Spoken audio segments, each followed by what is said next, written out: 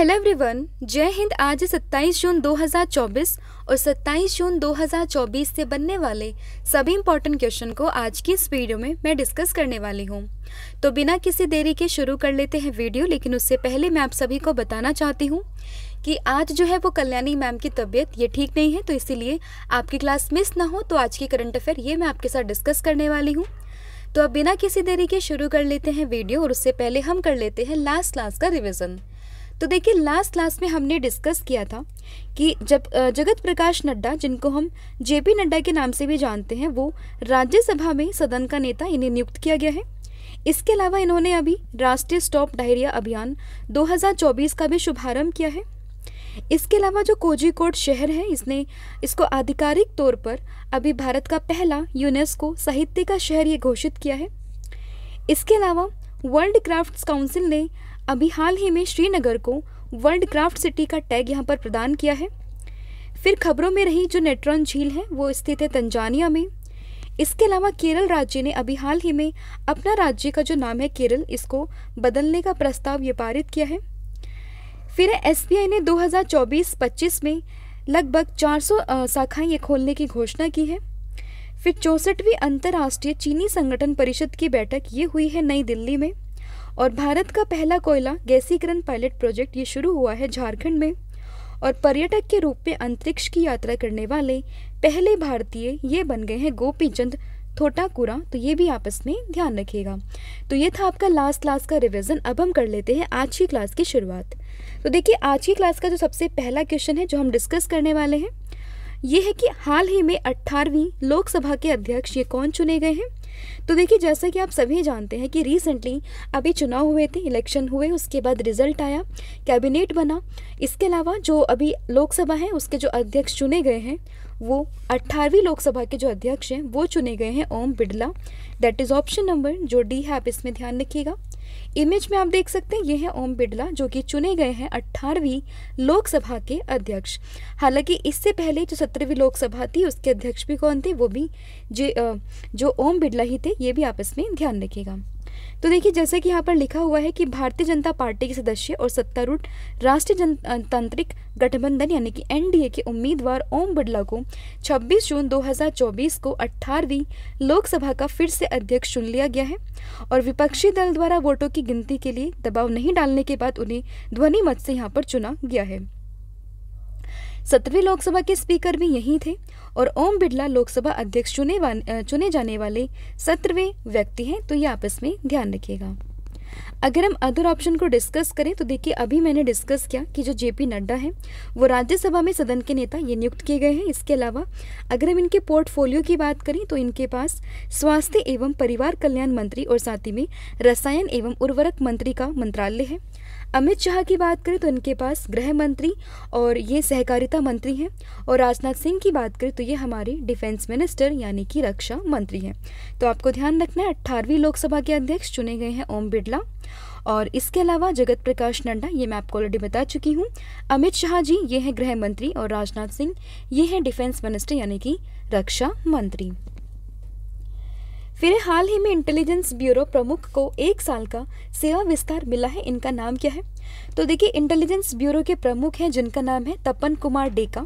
इन्हें हाल ही में 1 साल का जो है टेन्योर इनका एक्सटेंड हो चुका है, यानी कि अब 1 साल और ये एज अ प्रमुख ऑफ इंटेलिजेंस ब्यूरो यहाँ पर रह सकते हैं। तो ध्यान रखिएगा, ऑप्शन नंबर ए आप इसमें याद रखिएगा। इमेज में आप देख सकते हैं ये है तपन कुमार डेका जो कि इंटेलिजेंस ब्यूरो के प्रमुख है। और इनका जो विस्तार है वो कब तक के लिए बढ़ाया गया है? ये 1 साल के लिए बढ़ा दिया गया है।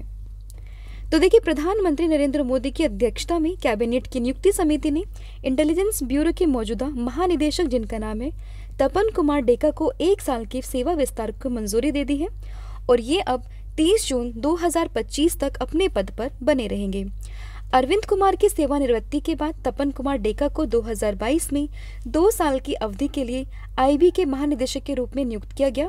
और अभी वापस से 1 साल के लिए इनका जो टेन्योर है वो यहाँ पर बढ़ा दिया गया है। और अब ये 2025 तक एज अ प्रमुख ऑफ आईबी यहाँ पर ज्वाइन रह सकेंगे।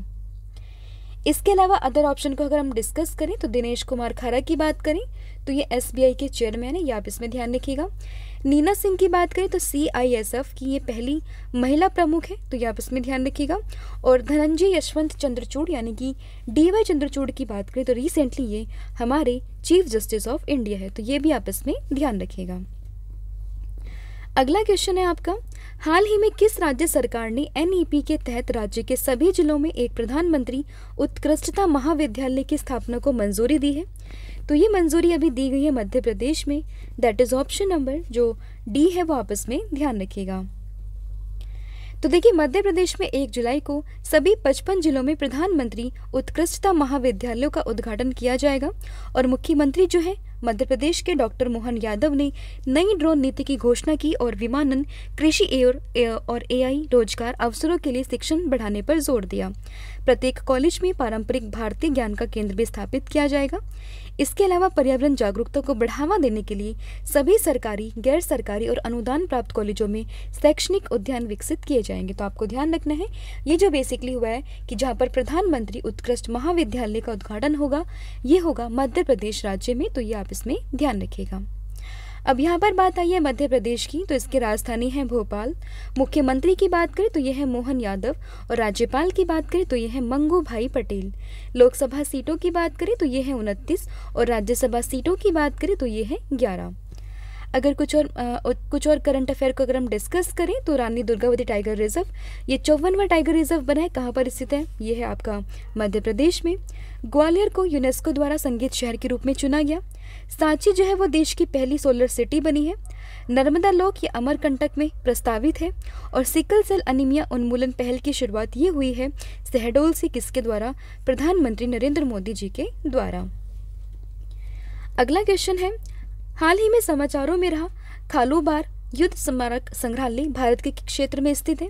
तो देखिए खालूबार युद्ध स्मारक संग्रहालय की बात करें तो ये भारत के लद्दाख में स्थित है, तो ऑप्शन नंबर जो B है वो आप इसमें ध्यान रखिएगा। तो देखिए लद्दाख में भारतीय सेना ने 26 जुलाई को कारगिल विजय दिवस की 25वीं वर्षगांठ के अवसर पर कारगिल युद्ध के नायकों को श्रद्धांजलि देने के लिए खालूबार युद्ध स्मारकों को पर्यटन के लिए खोल दिया गया, यानी कि पर्यटकों के लिए खोल दिया गया। और लद्दाख के आर्यन घाटी में स्थित यह स्मारक कैप्टन मनोज पांडे जैसे सैनिकों की बहादुरी का सम्मान करता है और स्थानीय निवासियों ने भी युद्ध में महत्वपूर्ण भूमिका यहाँ पर निभाई थी। और कारगिल विजय दिवस से पहले के समारोह में ब्रिगेडियर OP यादव जो कि अब रिटायर हो चुके हैं, उनके नेतृत्व में युद्ध स्थल तक ट्रैक यहाँ पर शामिल था, तो ये आप इसमें ध्यान रखिएगा। और ये जो आपका स्मारक है जिसका नाम है खालूबार युद्ध स्मारक, ये है आपके लद्दाख में। फिर है तैराकी में यूनिवर्सिटी कोटा के माध्यम से पेरिस ओलंपिक 2024 के लिए किसने क्वालिफाई किया है? तो ये क्वालिफाई किया है श्रीहरि नटराज और साथ ही में धनिधि देशिंधु ने। तो ऑप्शन नंबर जो B है वो आप D आप यहाँ पर ध्यान रखिएगा क्योंकि बोथ A एंड B ये इसका यहाँ पर सही आंसर हो जाएगा। तो देखिए तैराकी में यूनिवर्सिटी कोटा के माध्यम से युवा भारतीय प्रतिभा जिनका नाम है धनिधि देशिंधु और साथ ही में अनुभवी श्रीहरि नटराज ने पेरिस ओलंपिक 2024 के लिए क्वालिफाई कर लिया और भारतीय तैराकी महासंघ ने हाल ही में इसकी घोषणा भी की है। 14 वर्षीय धनिधि 11वीं एशिया ग्रुप एक्वेटिक चैंपियनशिप में चौथे स्थान पर रही थी, ये भी आप इसमें ध्यान रखिएगा। और पेरिस ओलंपिक की शुरुआत ये अभी होने वाली है, तो इसमें भी आपको ध्यान रखना है ये कहाँ पर होंगे। अगेन नाम से पता चल रहा है पेरिस में 2024 में ये होंगे और इसी के लिए क्वालिफाई किया है किसने? धनिधि देशिंधु और साथ ही में श्रीहरि नटराज ने। फिर एक किसे भारत इलेक्ट्रॉनिक्स लिमिटेड यानी कि BEL के अध्यक्ष और प्रबंध निदेशक के रूप में नियुक्त किया गया है? तो ये नियुक्त किया गया है मनोज जैन को, दैट इज ऑप्शन नंबर जो A है वो आपस में ध्यान रखिएगा कि मनोज जैन को अभी हाल ही में भारत इलेक्ट्रॉनिक्स लिमिटेड के अध्यक्ष और प्रबंध निदेशक के रूप में नियुक्त किया गया है और वो सितंबर 2022 से कंपनी के निदेशक थे, ये भी आपस में ध्यान रखिएगा।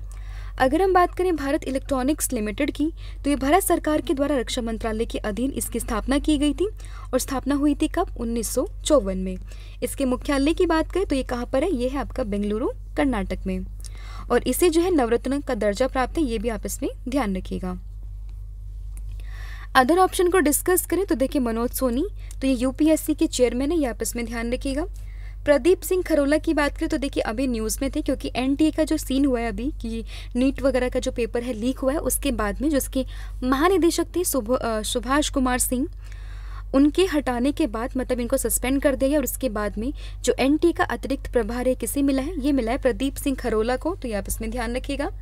और एएम खानविलकर की बात करें तो ये भारत के लोकपाल के रूप में इन्हें नियुक्त किया गया है, तो ये आप इसमें ध्यान रखिएगा कि एएम खानविलकर कौन है, भारत के लोकपाल हैं। अगला क्वेश्चन है आपका, भारत ओलंपिक अनुसंधान और शिक्षा केंद्र का शुभारंभ ये कहाँ पर किया गया है? तो देखिए, भारत ओलंपिक अनुसंधान और शिक्षा केंद्र का शुभारंभ ये हुआ है कहाँ पर, गुजरात में, तो ऑप्शन नंबर सी आप इसमें ध्यान रखिएगा। तो देखिए, गुजरात के गांधीनगर जिले में राष्ट्रीय रक्षा विश्वविद्यालय में हाल ही में भारत ओलंपिक अनुसंधान और शिक्षा केंद्र का उद्घाटन किया गया, और महान धाविका और भारतीय ओलंपिक संघ की अध्यक्ष पीटी उषा भी इस अवसर पर यहाँ पर मौजूद थी। अब यहाँ पर बात आई है गुजरात की, जिसकी राजधानी है गांधीनगर, मुख्यमंत्री है भूपेंद्र भाई पटेल, राज्यपाल है आचार्य देवव्रत। यहाँ पर जो फेमस नेशनल पार्क है वो है गिर राष्ट्रीय उद्यान, वेलावदार राष्ट्रीय उद्यान, वसुंधा राष्ट्रीय उद्यान और मेरीन राष्ट्रीय उद्यान। लोक नृत्य की बात करें तो ये यहाँ पर गरबा है, जिसको भी यूनेस्को के विश्व विरासत स्थल में शामिल किया गया। और बांध की बात करें तो ये सरदार सरोवर बांध है और दंतीवाड़ा बांध है। कुछ करंट अफेयर को डिस्कस करें तो देखिए, गरबा को यूनेस्को विरासत सूची में शामिल किया गया। अंतर्राष्ट्रीय पथिक महोत्सव 2023 ये भी हुआ है गुजरात में। यूएस की चिप कंपनी माइक्रोन भारत के किस राज्य में सेमीकंडक्टर असेंबली स्थापित करेगी? अगेन गुजरात में। किस राज्य में ककरापार परमाणु ऊर्जा परियोजना बनाई जा रही है? अगेन गुजरात में। और किस राज्य ने सेमीकंडक्टर नीति का अनावरण किया? तो ये भी क्या है, किसने? गुजरात ने। फिर हाल ही में अंतर्राष्ट्रीय नाविक दिवस 2024 ये कब मनाया गया है? तो ये मना है 25 जून को, that is option number A, आप इसमें ध्यान रखिएगा। तो देखिए, हर साल 25 जून को हम अंतर्राष्ट्रीय समुद्री यात्री दिवस के रूप में मनाते हैं, और ये विशेष दिन 2010 में अंतर्राष्ट्रीय समुद्री संगठन द्वारा स्थापित किया गया था, ताकि समुद्री यात्री के महत्वपूर्ण योगदान को हमारे दैनिक जीवन और वैश्विक अर्थव्यवस्था में मान्यता मिल सके। तो ये आपको इसमें ध्यान रखना, अंतर्राष्ट्रीय नाविक दिवस 2024 ये बना है 25 जून को। अदर ऑप्शन को अगर हम डिस्कस करना चाहें तो उनको भी हम डिस्कस कर सकते हैं, जैसे कि 23 जून की बात करें तो हम बनाते हैं ओलंपिक दिवस, यानी कि अंतर्राष्ट्रीय ओलंपिक दिवस ये हम कब बनाते हैं? ये बनाते हैं हम 23 जून को। इसके अलावा अगर हम बात करें 21 जून की, तो यहाँ पर हम मनाते हैं विश्व हाइड्रोग्राफी दिवस, तो ये भी आप इसमें ध्यान रखिएगा। इसके अलावा 21 जून को एक और इम्पॉर्टेंट डे होता है, जो कि होता है आपका national yoga day, international yoga day, ठीक है, तो ये भी आप इसमें ध्यान रखिएगा। और 20 जून की बात करें तो इस दिन हम क्या मनाते हैं? तो 20 जून को हम मनाते हैं विश्व शरणार्थी दिवस, यानी कि वर्ल्ड रेफ्यूजी डे हम मनाते हैं कब? 20 जून को, तो ये भी आप इसमें ध्यान रखिएगा। फिर T20 विश्व कप 2024 में 2 मैचों में लगातार 2 हैट्रिक लेने वाले पहले खिलाड़ी कौन बने हैं? तो ये बन गए हैं Pat Cummins, that is option number C, आप इसमें ध्यान रखिएगा। फिर किस राज्य के उच्च न्यायालय ने सरकारी नौकरियों और शैक्षणिक संस्थानों में राज्य द्वारा निर्धारित 65% आरक्षण की सीमा को रद्द कर दिया है? तो यह अभी क्या है, पटना हाईकोर्ट के द्वारा। कौन सी राज्य में? बिहार में, दैट इज ऑप्शन नंबर, आप इसमें ध्यान रखिएगा। तो देखिए, पटना उच्च न्यायालय में सरकारी नौकरियों और शैक्षणिक संस्थानों में राज्य द्वारा निर्धारित 65% आरक्षण की सीमा को रद्द कर दिया गया है। अगर हम बात करें बिहार की, तो इसकी राजधानी हो जाएगी पटना। मुख्यमंत्री नीतीश कुमार, जो कि 9वीं बार मुख्यमंत्री बने हैं बिहार के। राज्यपाल की बात करें तो यह राजेंद्र आर्लेकर है। कुछ करंट अफेयर को डिस्कस करें बिहार की, तो आपदा के पूर्वानुमान के लिए नीतीश ऐप को लॉन्च किया है बिहार सरकार ने। किसके द्वारा लॉन्च किया है? बिहार के मुख्यमंत्री नीतीश कुमार ने ही लॉन्च किया था। और जाति आधारित जनगणना शुरू करने वाला पहला राज्य भी था बिहार ही। तांबे से बना बापू टावर ये भी पटना में है। और बिहार महिला आयोग की नई अध्यक्ष अश्वमेघ देवी, तो ये भी आपस में ध्यान रखिएगा। तो ये थे आपके 10 important question of the day 27 June. Hopefully आपको ये वीडियो पसंद आया होगा। अब हम डिस्कस कर लेते हैं कुछ स्टैटिक क्वेश्चन या फिर कुछ करंट अफेयर से रिलेटेड कुछ इंपॉर्टेंट पार्ट। तो आज हम डिस्कस करेंगे महत्वपूर्ण मंत्रालय, काफ़ी इंपॉर्टेंट है। मल्टीपल टाइम हम रिवीजन इसलिए कराते हैं ताकि लॉन्ग टाइम के लिए आपको ये अच्छे से याद हो जाए। तो देखिए, सबसे पहले राजनाथ सिंह की बात करें तो इनके पास जो पोर्टफोलियो है वो है रक्षा मंत्री का। अमित शाह की बात करें तो गृह मंत्री और सहकारिता मंत्री हैं। निर्मला सीतारमन की बात करें तो वित्त मंत्री और कॉरपोरेट कार्य मंत्री हैं। डॉक्टर सुब्रमण्यम जयशंकर विदेश मंत्री हैं। नितिन जयराम गडकरी तो ये सड़क परिवहन और राजमार्ग मंत्री हैं। जेपी नड्डा की बात करें तो स्वास्थ्य एवं परिवार कल्याण मंत्री हैं। शिवराज सिंह चौहान की बात करें तो कृषि एवं किसान मंत्रालय इनके पास है। अन्नपूर्णा देवी की बात करें तो महिला और बाल विकास मंत्री हैं। पहले स्मृति ईरानी थी लेकिन वो इस बार नहीं जीत पाई हैं, तो अन्नपूर्णा देवी बनी है महिला और बाल विकास मंत्री। हरदीप सिंह पुरी ये पेट्रोलियम एवं प्राकृतिक गैस मंत्री हैं। जी किशन रेड्डी की बात करें तो कोयला मंत्री और खान मंत्री हैं। चिराग पासवान की बात करें तो खाद्य प्रसंस्करण मंत्री ये है। और अश्विनी वैष्णव की बात करें तो मोस्ट इंपॉर्टेंट रेल मंत्री हैं। साथ ही में सूचना और प्रसारण मंत्री और इलेक्ट्रॉनिक्स एवं सूचना प्रौद्योगिकी मंत्री है। तो ये था आपका मंत्रालय मोदी कैबिनेट, यहाँ पर हमने डिस्कस किया है। लास्ट क्लास में जो मैम ने डिस्कस किया था वो था दुनिया के सबसे ऊंचे रेलवे पुल पर भारतीय रेलवे ने पहला ट्रायल जो है वो पूरा कर लिया है। ये किस नदी पर है, तो ये स्थित है चिनाब नदी पर। और आज के लिए आपका क्वेश्चन ये है कि हाल ही में भारत IOR क्रूज पर्यटन सम्मेलन ये कहाँ पर होगा, तो इसका आंसर आप मुझे कमेंट करके बताएंगे। इसके अलावा आप हमें फॉलो कर सकते हैं इंस्टाग्राम पर, जहाँ पर आपको डेली करंट अफेयर का जो है 1 लाइनर फॉर्मेट में देखने के लिए मिलेगा। टेलीग्राम को आप ज्वाइन कर सकते हो, जहाँ पर आपको क्विजेस साथ ही में PDF अवेलेबल हो जाएगी करंट अफेयर की, इसको भी आप ज्वाइन कर सकते हैं। तो आज के लिए इतना ही है। Thank you so much, have a good day and wish you all the very best for your exams.